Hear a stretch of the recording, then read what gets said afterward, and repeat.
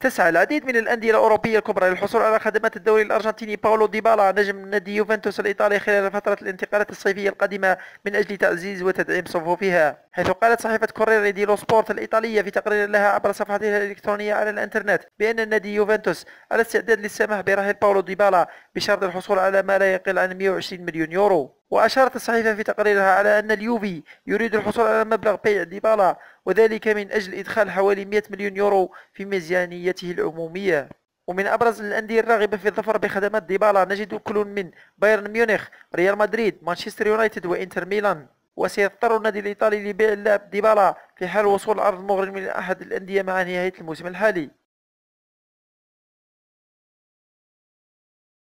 عاد الحديث مجددا عن رغبة نادي برشلونة الإسباني في التعاقد مع حارس مرمى جديد في الفترة القادمة ليكون بديلا للحارس الاحتياطي ياسبر سيليسن المرشح بقوة للرحيل عن النادي الكتالوني في الموسم المقبل. ويرى مسؤولي البارسا أن الكاميروني أندري أونانا حارس مرمى أياكس أمستردام الهولندي هو البديل المناسب لسيليسن، لأنه يعرف برشلونة جيدا حيث لعب سابقا في أكاديمية لاماسيا التابعة للنادي قبل الذهاب إلى أياكس. ومع ذلك فإن النادي يحاول إقناع سيليسن بالبقاء، ولكن يبدو أن الدوري الهولندي يريد خوض تجربة جديدة بعد 3 مواسم قضاها مع برشلونة، خاصة وأنه أظهر قدرات مذهلة مع البلاوغرانا جعلته مطلوب في أندية كبيرة في أوروبا. للإشارة فإن أندري أونانا الذي يبلغ طوله 192 سنتيمتر لعب مع أياكس حتى الآن 123 مباراة في مختلف المسابقات، دخل مرماه خلالها 104 أهداف، وتمكن من الحفاظ على نظافة شباكه خلال 55 مباراة مع تقديمه لمردود مميز للغاية.